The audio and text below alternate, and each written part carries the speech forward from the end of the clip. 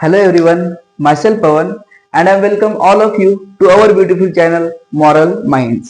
तो आज के इस लेक्चर में हम प्रोजेक्टाइल मोशन जिसमें हमने दो टाइप देखे थे। एक देखा था हमने हॉरिजॉन्टल प्रोजेक्टाइल मोशन और एक देखा था हमने ऑब्लिक प्रोजेक्टाइल मोशन। तो आज इन दोनों कंसेप्ट को मिला के कुछ कॉम्बिनेशन करके आज के इस लेक्चर में हम इनके कुछ इंपॉर्टेंट न्यूमेरिकल स्टडी करेंगे। तो जो बच्चे अभी अभी जुड़े हैं वो पहले उन दो लेक्चर को अटेंड करो और उसके बाद ये जो आज के न्यूमेरिकल्स है उन्हें कवर करो। ठीक है, तो आज के इस लेक्चर में हमें हॉरिजॉन्टल प्रोजेक्टाइल मोशन और ऑब्लिक प्रोजेक्टाइल मोशन इनके कुछ इंपॉर्टेंट क्वेश्चन देखने हैं। तो आई होप अभी आपकी सारी की सारी कंसेप्ट क्लियर हो चुके हैं और उस कंसेप्ट के बेस पर आज के इस लेक्चर में हम कुछ इंपॉर्टेंट क्वेश्चन सॉल्व करेंगे। तो आपको जब मैं क्वेश्चंस यहाँ पे बोर्ड पे लिखूंगा बेटा, तो आपको मेरे साथ क्वेश्चन सॉल्व करने पड़ेंगे या फिर आप पॉज करके खुद से सॉल्व करो। और जो बच्चे नहीं कर सकते वो पहले प्रोसीजर को देखो कि कैसे क्वेश्चन सॉल्व किए जाते हैं और खुद से कुछ अलग से क्वेश्चन अटेम्प्ट करो। ठीक है, तो चलो शुरू करते हैं। और लेक्चर स्टार्ट होने से पहले मैं आपको एक बात बताना चाहता हूँ। अभी आपके मन में जो भी निगेटिव थॉट्स आ रहे हैं या फिर अभी आपके मन में कोई भी डिस्टर्बेंस आ रहा है या फिर कोई आपके मन में कुछ अगर अलग भलग विचार चल रहे हो तो उन सभी विचारों को अभी पहले स्टॉप करो और आपका पूरा फोकस बोर्ड पे रखो। अभी हम कुछ इंपॉर्टेंट न्यूमेरिकल्स देखने जा रहे हैं। तो अपना पहला न्यूमेरिकल है बच्चा, क्या कहता है question, the range of the projectile at an angle of 15 degree with horizontal is 50 metre if the projectile is projected with same velocity at an angle of 45 degree with horizontal then its range will be. बहुत simple question है, तुम pause करके इसे solve करने की try करो या फिर मेरे साथ सॉल्व करो। पहले क्वेश्चन का मीनिंग समझो। क्या कहता है हमें question, the range of the projectile at an angle of 15 degree. अगर किसी प्रोजेक्टाइल को हम 15 डिग्री से लॉन्च करें या फिर प्रोजेक्ट करें विथ हॉरिजॉन्टल इज 50 मीटर, तो वो कितने दूर तक जाके गिरेगा? 50 मीटर। मतलब जो हमें पहली रेंज दी है, हमें θ1 दे दिया है बच्चा 15 डिग्री और हमें जो r1 दे दिया है बेटा वो है 50 मीटर। ठीक है, उसके बाद देखो क्या कहता है, if the projectile is projected with same velocity. अगर वो प्रोजेक्टाइल सेम वेलोसिटी से प्रोजेक्ट किया जाए और at an angle of 45 degree, तो उसका एंगल अभी क्या है, पहले था 15 डिग्री, अभी क्या है 45 degree, then with horizontal then its range will be. तो उसकी रेंज क्या रहेगी? सिंपल क्वेश्चन है यार, निपटा सकते हो तुम। तुम्हें θ1 दिया गया है, तुम्हें θ2 दिया गया है, θ2 दिया गया है तुम्हें r2, θ2 तुम्हें दिया गया है 45 और तुम्हें r2 फाइंड करना है बच्चा। ठीक है, जैसे कि तुम जानते हो अगर हमें r1 दिया गया है, r2 फाइंड करना है, तो हम रेशो कंसीडर करके सॉल्व करते हैं। तो वो क्या आ जाएगा अपना r1 अपॉन r2। तो फॉर्मूला क्या है अपने रेंज का, u स्क्वेयर साइन 2θ अपॉन जी। इसका भी क्या रहेगा r2 का u स्क्वेयर, यहाँ पे θ1 रहेगा। ठीक है, u स्क्वेयर साइन 2θ2 अपॉन जी। जी गेट कैंसल, हमारी इनिशियल वेलोसिटी सेम है, मतलब u स्क्वेयर गेट कैंसल। तो r1 की वैल्यू 50 है अपॉन r2 हमें फाइंड करना है। ठीक है, अभी साइन 2θ1 कितना है बच्चा 15, तो यहाँ पे आएगा साइन 2θ मतलब 15 multiply by 2 that is 30 degree. ठीक है, अभी साइन θ2 कितना है 45 डिग्री, मतलब 45 multiply by 2 that is sine 90 degree. ठीक है, और जैसे कि तुम जानते हो 50 अपॉन r2, साइन 30 की वैल्यू होती है बेटा 1/2 और साइन 90 की वैल्यू होती है बेटा 1। तो 2 मल्टीप्लाई बाय 1 क्या रहेगा अपना 2 रहेगा। तो हमें r2 फाइंड करना है। तो r2 यहाँ को डिवाइड को है, वहां जाने के बाद मल्टीप्लाई को, 2 डिवाइड को है, यहाँ आने के बाद मल्टीप्लाई को। तो 50 मल्टीप्लाई बाय 2 क्या है 100 इज इक्वल टू r2। इसका मतलब हमारी जो सेकंड प्रोजेक्टाइल जो 45 डिग्री से प्रोजेक्ट किया गया है उसकी रेंज कितनी है बेटा, उसकी रेंज है 100 मीटर। तो यहाँ पे अपना क्या ऑप्शन रहेगा बेटा 100 मीटर। ठीक है, पॉज करके नोट करो। आई होप बहुत बच्चों का यही आंसर आ चुका होगा, जिनका नहीं आया है वो पॉज करके इससे नोट कर सकते हो।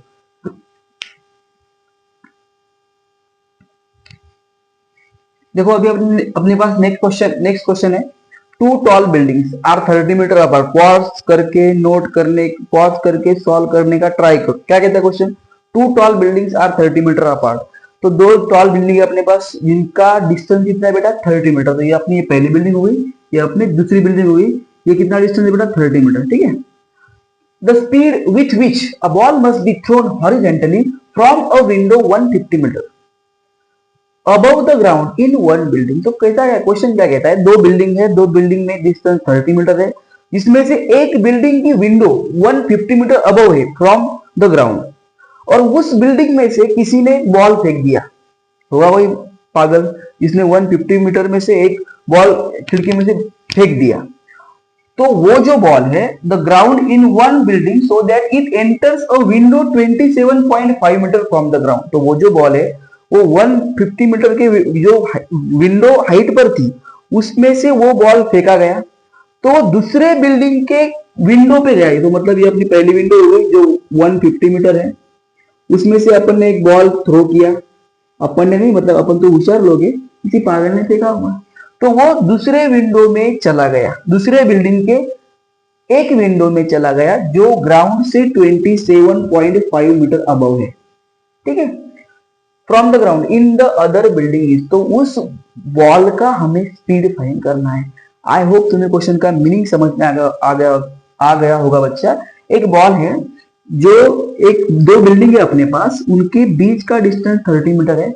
तो एक विंडो है, एक बिल्डिंग की एक विंडो 150 मीटर हाइट पे है, उस बिल्डिंग में से एक बॉल फेंका गया जो दूसरे बिल्डिंग के विंडो में जाके गिर गया, जो ग्राउंड से 27.5 मीटर अबव है।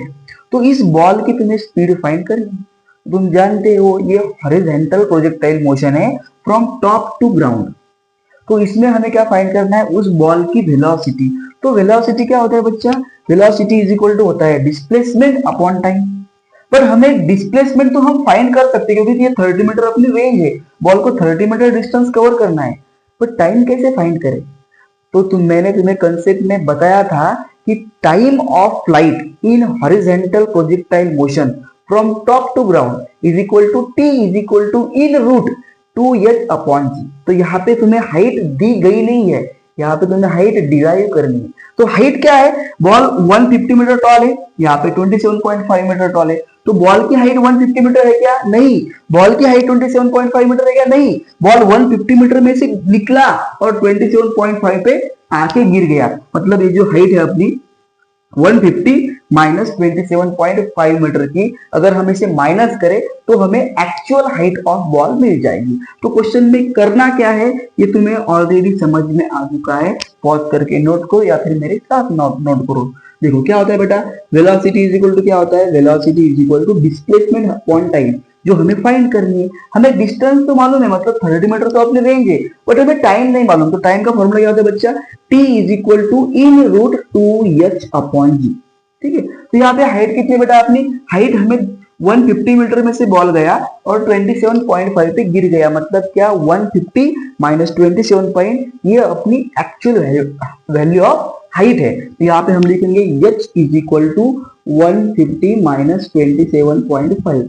तो 150 माइनस 27.5 कितना होता है, ये 0.0 में से 5 गए, 5 बचे, राइट।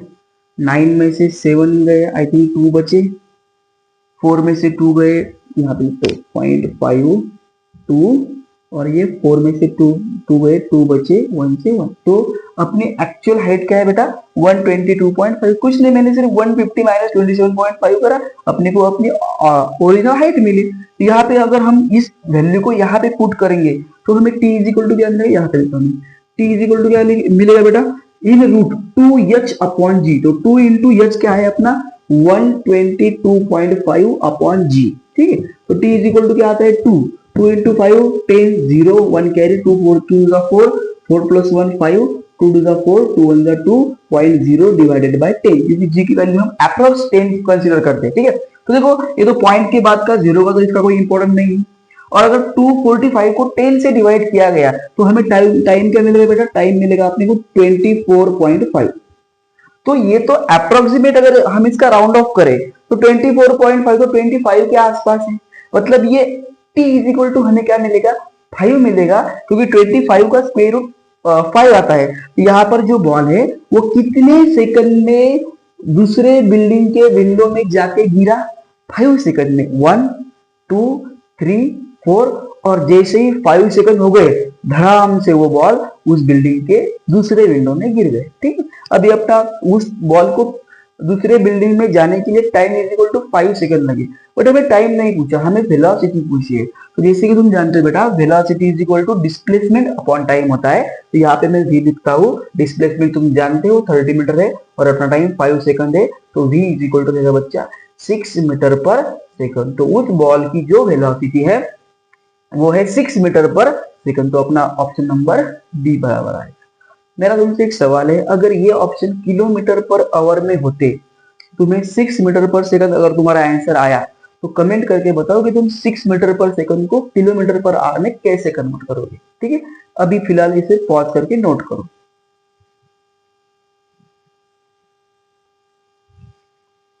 चलो पॉज करके इसको सॉल्व करने का ट्राई करो। ठीक है, क्या कहता है question? The maximum height reach by a projectile is 64 metre. तो ये हाइट का प्रॉब्लम है। ठीक है, क्या कहता है? The maximum height reached by a projectile is 64। इसमें मैक्सिमम वर्ड बहुत इंपॉर्टेंट है, क्योंकि हाइट का जो फॉर्मूला होता है वो U square sine square theta upon G होता है। ठीक है, और जो अपना ये maximum sorry U square sine square theta upon 2g होता है, और जो अपना मैक्सिमम हाइट का जो फॉर्मूला होता है वो होता है यू स्क्वायर अपॉन 2g। ठीक है, अभी देखो क्या कहता है क्वेश्चन कि जो अपनी h1 है वो कितनी है? 64। तो h1 का फॉर्मूला, मैक्सिमम h1 का फॉर्मूला क्या होता है? U square upon 2g। ठीक है, अभी ये h1 क्या आएगा अपना? फिर h1 आएगा बेटा अपना h1 is equal to, h1 तो हमें दिया गया है 64। ठीक है, यू स्क्वायर अपॉन 2g। ठीक है, ये अपना h1 है। If the initial velocity is half the new maximum height of the projectile is. तो अगर क्वेश्चन क्या कहता है, अगर हम उसकी जो इनिशियल वेलोसिटी है अगर उसे हाफ कर दे, ठीक है, तो उसे हाफ करने पर जो अपना न्यू प्रोजेक्टाइल होगा उसकी हाइट कितनी है, मैक्सिमम हाइट, हमें वो पूछा है। तो पहले हमारी u1 स्क्वायर, तो h2 क्या फॉर्मूला क्या आएगा? वो भी आएगा अपना u स्क्वायर अपॉन 2g। तुम्हारी कंसेप्ट हो चुकी है बच्चों, इसलिए मैं फास्ट मतलब कवर कर रहा हूँ। तो 2g गेट्स कैंसल, तो ये 64 आएगा अपना, यहाँ पे लिखता हूँ 64 upon h2 is equal to u1 का स्क्वायर अपॉन u2 का स्क्वायर। ठीक है, तो हमें क्या कहा गया है कि जो अपनी नेक्स्ट हाइट है, ये जो सेकंड हाइट है वो सॉरी सेकंड जो प्रोजेक्टाइल है उसकी जो इनिशियल वेलोसिटी है वो फर्स्ट इनिशियल वेलोसिटी के हाफ है। तो यहाँ पे हम लिखेंगे बेटा 64 upon h2 is equal to u1 का स्क्वायर। अगर u स्क्वायर है तो हमारी इनिशियल वेलोसिटी अगर u है तो u का स्क्वायर हो जाएगा, और जो दूसरे हाइट की जो इनिशियल वेलोसिटी है वो इसके हाफ है, तो वो हो जाएगी बेटा अपनी u square upon sorry u by 2 bracket का स्क्वायर। ठीक है, तो 64 अपॉन h2 आएगा ये, तो ये आ जाएगा अपना u square upon 4, u square gets cancel, तो ये आ जाएगा 64 is equal to sorry 64 upon h2 is equal to 1 upon 1/4। हमें h2 फाइंड करना है, तो h2 यहाँ पे जाएगा, 1/4 यहाँ पे आएगा। तो क्या फॉर्मूला बनता है अपना? 64 upon h2 is equal to 64 multiply by 1/4 is equal to हो जाएगा अपना h2। तो 4 1 जा 4, 4 1 जा 4, 4 1 जा 4, 4 8 6 जा 4 6 जा, ठीक है 6 जा 24। तो h2 अपनी क्या आ गई? 16 मीटर। तो अपनी जो नेक्स्ट हाइट है मैक्सिमम हाइट, उसकी जो मैक्सिमम हाइट है कितनी आ गई बच्चा? 16 मीटर। तो चाहे तो इसे पॉज करके नोट कर लो।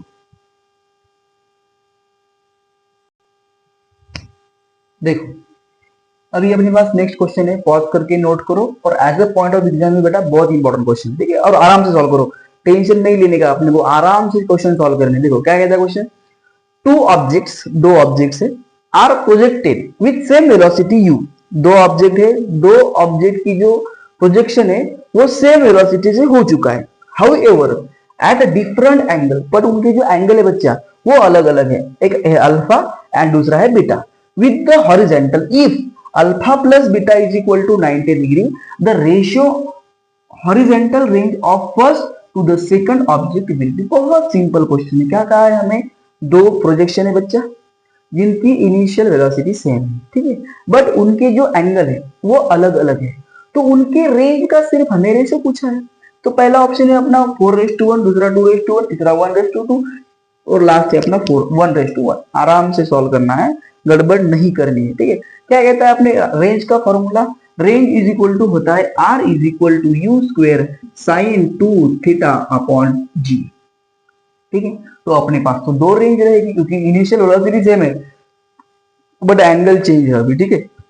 तो अपन यहाँ पे क्या लिखेंगे, r1 इज इक्वल टू, मान लो r1 का एंगल अल्फा है, तो फॉर फर्स्ट प्रोजेक्शन और for first range we get u square into sine 2 alpha upon G, ठीक है। And for second range we can write at u square sine 2 beta upon G. पहले की range का जो angle है वो for example alpha है और दूसरे पोजीशन का एंगल फॉर एग्जांपल अपने पास बीटा है, ठीक है। बट हमें गिवन क्या है बेटा, हमें गिवन है alpha plus beta is equal to 90।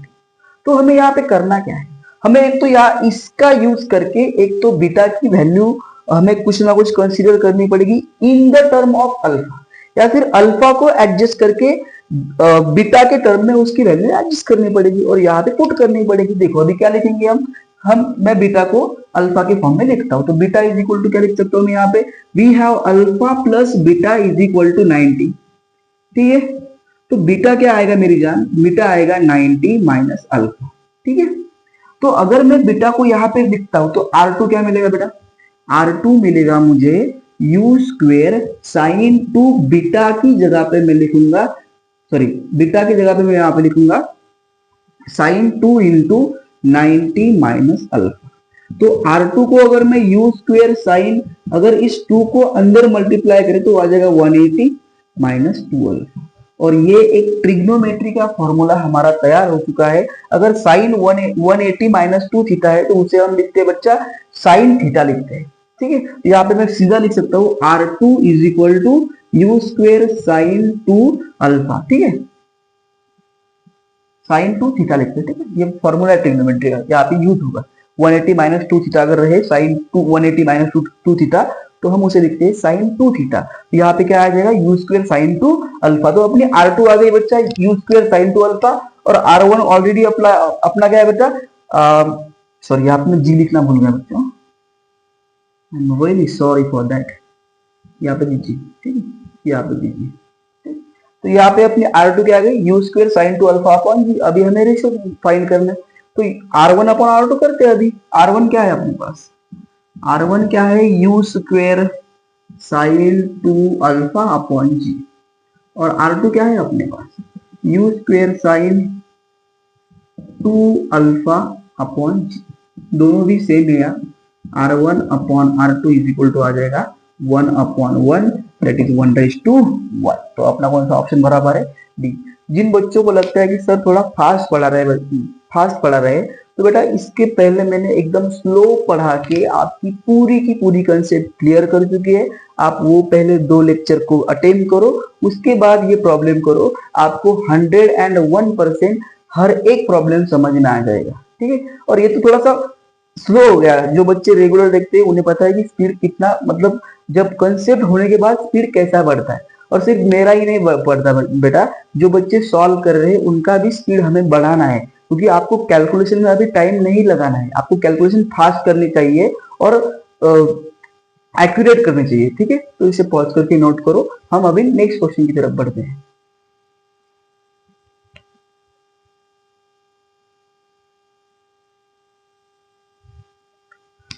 अभी देखो नेक्स्ट क्वेश्चन अपने पास, a body projected along a frictionless incline plane of angle 30 degree covers a distance of 40 metre. एक बॉडी है जो एक फ्रिक्शनलेस इंक्लाइन प्लेन पे प्रोजेक्ट की गई है, जिसका एंगल ऑफ इंक्लाइन प्लेन कितना है बच्चा, वो है अपना 30 डिग्री। जिसने कितना डिस्टेंस कवर किया है 40 मीटर, ठीक है, along the plane. If the body is projected with the same speed at an angle of 30 degree with the ground, it will have a range of, ये अपने ऑप्शन, क्वेश्चन को पहले समझो। Question क्या कहता है, एक बॉडी है एक इंक्लाइन प्लेन पे, उसका जो एंगल था एंगल ऑफ इंक्लिनेशन वो है 30 डिग्री। मान लो अपना ए है और ये अपना बी है, ठीक है। तो बॉडी जो है हमने 30 डिग्री से उसको प्रोजेक्टाइल मोशन परफॉर्म किया, तो बॉडी ने जो डिस्टेंस है वो 40 मीटर कवर किया है, मतलब जो हमारे डिस्प्लेसमेंट है इस केस में वो हमारे डिस्प्लेसमेंट है फॉर एग्जांपल 40 मीटर।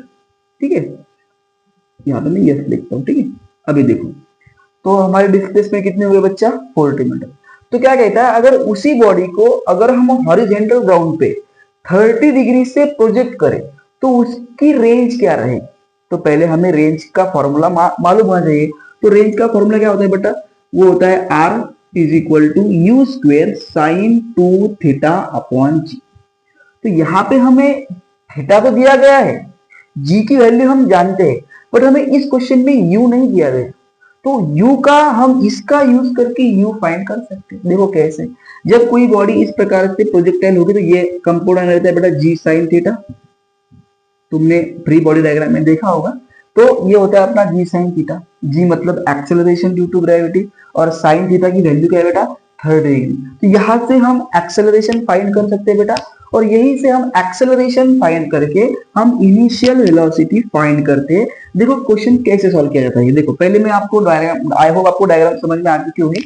अभी देखो वो क्या है g साइन थीटा, तो g की वैल्यू कितने कितनी होती है बेटा, g की वैल्यू होती है मतलब एक्सेलरेशन ड्यू टू ग्रेविटी, तो वो क्या हो गया अपना, तो ये जो अपना नेट एक्सेलरेशन है वो रहेगा अपना 10 इंटू 1/2, क्योंकि साइन 30 की वैल्यू होती है बेटा, साइन 30 की वैल्यू होती है बेटा 1/2, तो ये आ जाएगा 5। तो यहाँ पे जो अपना एक्सेलरेशन है वो आ गया 5 मीटर पर सेकंड का स्क्वायर। ठीक है, अभी तुमने फ्री बॉडी डायग्राम देखे होंगे न्यूटन लॉ ऑफ मोशन में, उसी के बेस पे क्वेश्चन है। देखो कॉन्सेप्ट अभी वो तुम्हें पढ़नी है, उसके पहले क्वेश्चन आ गए। तो जो अपनी एग्जाम है वो डिफिकल्ट क्यों होती है, क्योंकि जब आप कुछ पढ़ रहे होते हैं तो आपको अचानक से नेक्स्ट कॉन्सेप्ट के क्वेश्चन आपको देखने को मिलते हैं। क्योंकि एनटीए क्या करता है बच्चा, या फिर कोई भी जो एग्जाम जो एग्जामिनर होते हैं या फिर जो एग्जाम का जो पेपर बनाने वाले जो टीम होती है, वो किसी एक टॉपिक पर क्वेश्चन नहीं ऐड करती, वो मल्टीपल टॉपिक को ऐड करके क्वेश्चन क्रिएट करती। यहाँ पे आपकी फ्री बॉडी डायग्राम की कंसेप्ट थी, जो अभी कुछ बच्चों ने पढ़ी होगी या फिर कुछ बच्चों ने नहीं पढ़ी होगी। जिन बच्चों की वो कंसेप्ट क्लियर है वो ये क्वेश्चन इजीली सॉल्व कर सकते हैं, और जिन बच्चों की वो कंसेप्ट क्लियर नहीं है उनको घबराने की कोई जरूरत नहीं है। जब आपकी वो कंसेप्ट क्लियर हो जाएगी और जब आप एग्जाम हॉल में जाओगे तब आपको ये क्वेश्चन इजीली आ जाएगा, क्योंकि आपके सारे के सारे कंसेप्ट क्लियर है। ठीक है, तो अपना एक्सेलरेशन कितना आ गया बेटा 5 मीटर पर सेकंड स्क्वायर। ठीक है, तो तुम काइनेमेटिक्स की इक्वेशन जानते हो, v square is equal to u square plus 2gh या फिर 2as, सॉरी 2as। तो फाइनल वेलोसिटी क्या आ जाएगी अपनी 0, क्योंकि ऑब्जेक्ट तो नीचे ही गिरने वाली है। मतलब जो अपना जब ऑब्जेक्ट फॉल करेगी तो उसकी इनिशियल इसकी फाइनल वेलोसिटी 0 रहेगी और उसकी कुछ ना कुछ इनिशियल वेलोसिटी रहेगी। यहाँ पे आ जाएगा अपना प्लस 2 मल्टीप्लाई बाय a की वैल्यू 5 है और मल्टीप्लाई बाय यस हमें पता है, यस होता है 40 मीटर। ठीक है, यहाँ पे 5 लिखता हूँ, यहाँ पे यस इज इक्वल टू 40 लिखता हूँ। तो अगर अभी यहाँ पे हमें क्या फाइंड करना है बेटा, यहाँ पे हमें इनिशियल वेलोसिटी फाइंड करनी है। तो यू स्क्वायर हमें फाइंड करना है, तो 2 5 जा 10 और 10 मल्टीप्लाई बाय 40 वो होता है 400। यहाँ पे अपन क्या लिखेंगे, u square is equal to 400। ठीक है, क्योंकि ये जो एक्सेलरेशन है अपना, ठीक है मैं माइनस कर रहा हूँ। ठीक है, अगर हम u फाइंड करें तो यहाँ पर हमें u क्या मिलेगा प्लस माइनस 20, तो यहाँ पर हम अप्रोक्सीमेटली 20 लिखते, माइनस नहीं कंसीडर करते। ठीक है, तो अपनी जो इनिशियल वेलोसिटी है वो आ गई बेटा अपनी 20 मीटर पर सेकंड। ठीक है, अभी रेंज का फॉर्मूला क्या है, रेंज का फॉर्मूला है r is equal to you square sine 2 theta upon G. ठीक है, अभी देखो r इज इक्वल टू क्या गया बच्चा, यू स्क्वेयर मतलब क्या 20 का स्क्वायर, तो 20 का स्क्वायर कितना हो गया बेटा 400 अपॉन जी की वैल्यू होती है 10 मल्टीप्लाई बाय साइन 2 थीटा मतलब 60, मतलब 60 की वैल्यू होती है √3/2। तो ये आ जाएगा अपना 0 0 गेट्स कैंसिल, ये आ जाएगा अपने 20। तो अपनी जो रेंज है वो r इज इक्वल टू आ गया है 20√3 मीटर, मतलब अपना सी नंबर का ऑप्शन क्लियर है। ठीक है, आई होप तुम्हें ये क्वेश्चन समझ में आ चुका होगा, चाहो तो इसे पॉज करके नोट कर सकते हैं।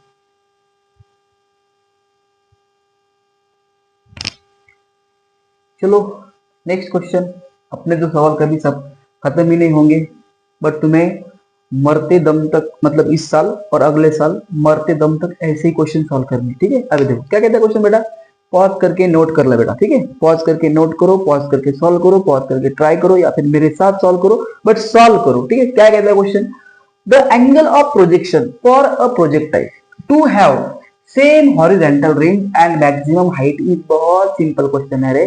क्वेश्चन क्या कहता है, कुछ सिंपल है कुछ डिफिकल्ट है, कुछ सिंपल है कुछ डिफिकल्ट है, तो दोनों का कॉम्बिनेशन मिलाकर हमें भी चलना है, ठीक है, क्योंकि ताकि आपकी कंसेप्ट जो है वो क्लियर भी रहे और रिवीजन भी चलता रहे। अब इसमें क्या कहता है क्वेश्चन कि दो प्रोजेक्टल है, दो प्रोजेक्शन है जिनकी हाइट और रेंज सेम है, तो उनके बीच में जो एंगल ऑफ प्रोजेक्शन रहेगा वो बताओ। तो बता दे क्या है फॉर्मूला, कंडीशन क्या है कि r is equal to h, range और हाइट सेम है।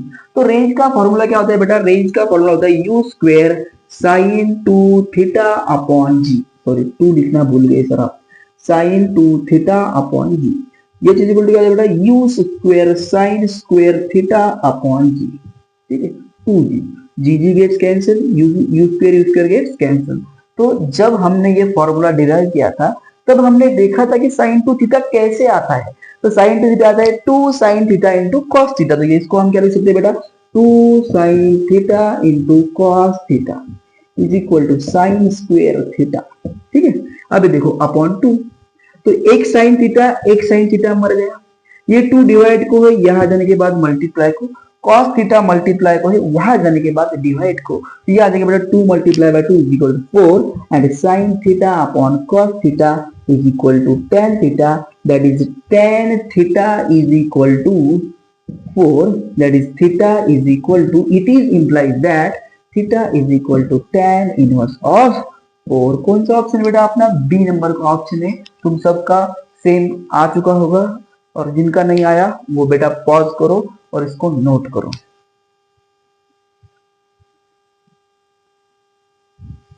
चलो अभी नेक्स्ट क्वेश्चन क्या करता है question, a ball rolls off the top of a stairway with horizontal velocity. एक बॉल है जो स्टेयर मतलब अपनी जो स्टेप्स होती है जिसे हम सीढ़ियां कहते हैं, उस सीढ़ियों से एक बॉल के वो उन सीढ़ियों के टॉप से एक बॉल नीचे रोल होके गिर रहा है, ठीक, जिसकी इनिशियल वेलोसिटी है बच्चा यू, ठीक है। अभी देखो मतलब हमारी ये ऐसी स्टेयरवे है फॉर एग्जांपल, ठीक है, तो यहाँ से एक बॉल से नीचे गिर रहा है, ठीक है, इसकी इनिशियल वेलोसिटी है यू, ठीक है, इनिशियल वेलोसिटी यू, कोई बात नहीं।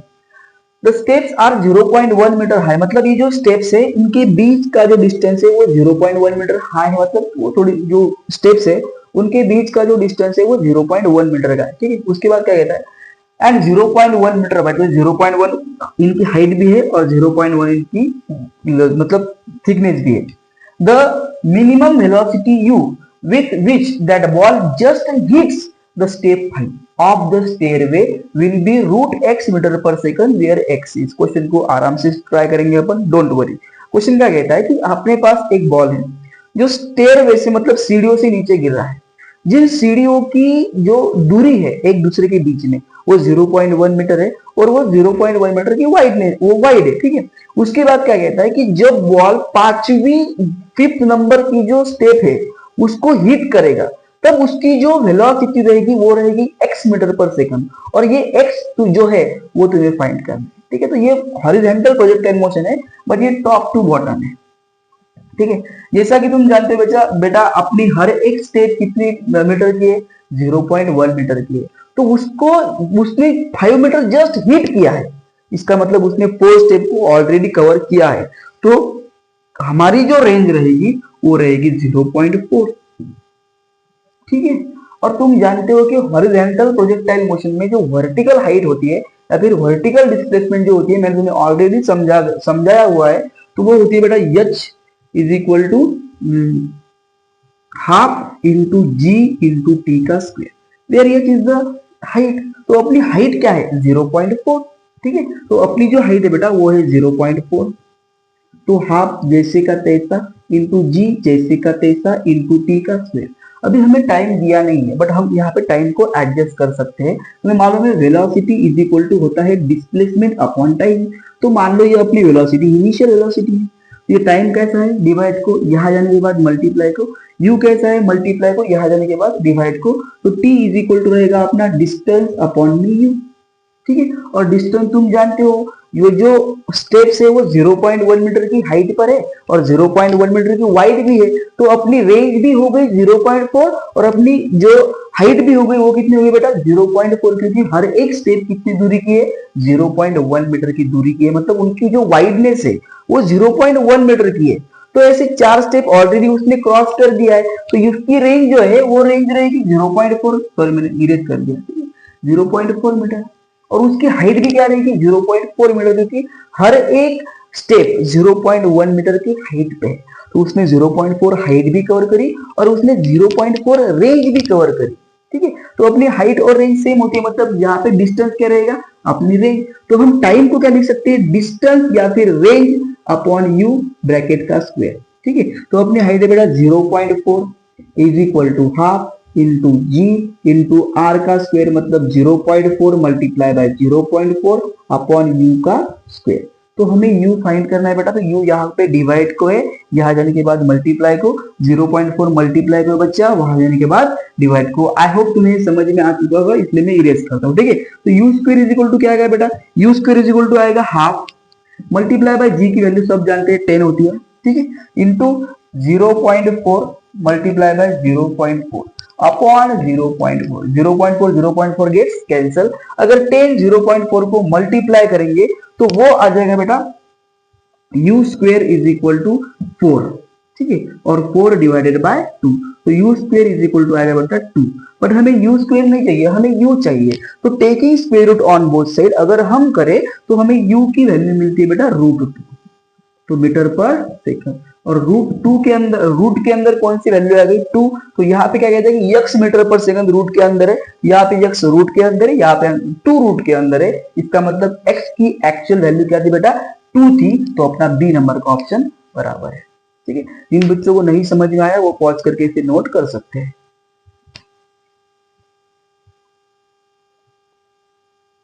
चलो क्या कहते हैं question, projectile is thrown with speed 40 metre per second, मतलब एक प्रोजेक्टाइल है जिसको थ्रो किया गया है, जिसका इनिशियल स्पीड कितना है बेटा 40 मीटर पर सेकंड, मतलब हमें u की वैल्यू दी गई है, u is equal to 40 metre per second, ठीक है। At angle theta from horizontal, जिसका एंगल थीटा है हॉरिजॉन्टल से लेके, कोई बात नहीं। उसके बाद क्या कहता है, it is found that projectile is at same height 1 second to 2 second, तो जो 1 सेकंड पे और 3 सेकंड पे उसकी जो हाइट थी वो सेम थी, ठीक है।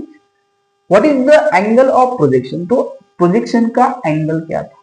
इस क्वेश्चन में हमें क्या दिया गया है, एक ऑब्जेक्ट है या फिर एक प्रोजेक्टाइल है जो 40 मीटर पर सेकंड की स्पीड से थ्रो किया गया है, ठीक है, जिसकी इनिशियल वेलोसिटी कितनी बेटा 40 मीटर पर सेकंड।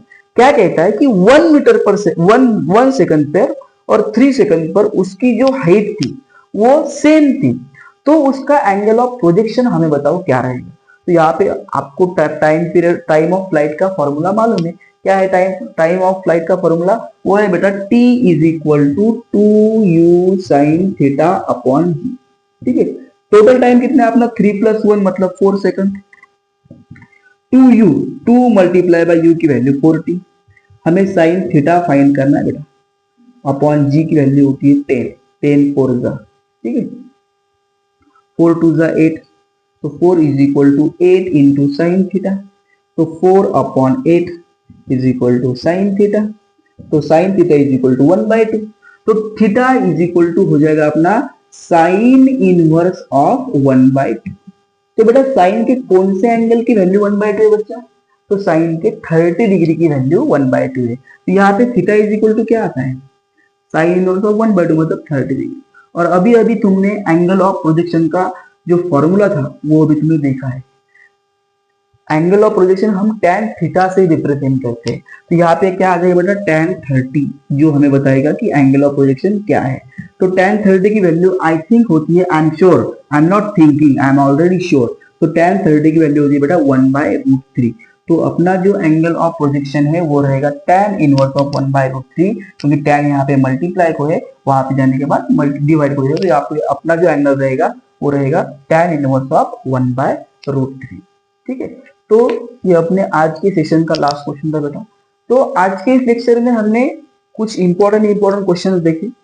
तो सेशन जिन बच्चों ने अटेंड किया है वो सोच रहे होंगे सर आपने तो बस सिर्फ इतने 7-8 क्वेश्चन हमें करा है या फिर कुछ क्वेश्चंस आपने ऐसे क्यों कराए है। तो बेटा ये जो क्वेश्चंस है ये भले ही हमने कुछ मतलब उसी उसके रिलेटेड क्वेश्चन करे हैं एक सेशन में, बट अगर आप ये क्वेश्चन करते हो तो प्रोजेक्टाइल मोशन में ऑब्लिक हो चाहे हॉरिजॉन्टल इसके बाहर क्वेश्चन नहीं बनेंगे, क्योंकि ये सभी क्वेश्चंस की टाइप है। अगर आपने इतने क्वेश्चंस मन लगा के कर लिए तो आपकी कंसेप्ट और आपकी क्वेश्चंस को करने की प्रोसीजर ऑलरेडी अभी आपके दिमाग में बैठ चुकी है। इसका सहारा लेकर आप कोई भी क्वेश्चंस इजीली सॉल्व कर सकते हो। मैंने ना कि सिर्फ आपके क्वेश्चंस क्लियर किए, मैंने आपको क्वेश्चंस करने की प्रोसीजर भी क्लियर की है। जो मैंने प्रोसीजर पहले अपनी कंसेप्ट में बताई थी वही यहाँ पे अप्लाई करिए। जिन बच्चों ने वो 2 लेक्चर करके अगर ये लेक्चर किया गया है या फिर किया हो तो आपको horizontal projectile motion oblique projectile motion में कोई भी दिक्कत कभी भी नहीं आएगी। ठीक है, तो जिन बच्चे लास्ट तक लेक्चर में बने रहे उनका सबका थैंक यू बेटा। तो आज के लिए सिर्फ इतना ही था। अगले लेक्चर में हम रिलेटिव वेलोसिटी देखेंगे इन 2D। ठीक है, तो thanks for watching guys and always stay blessed.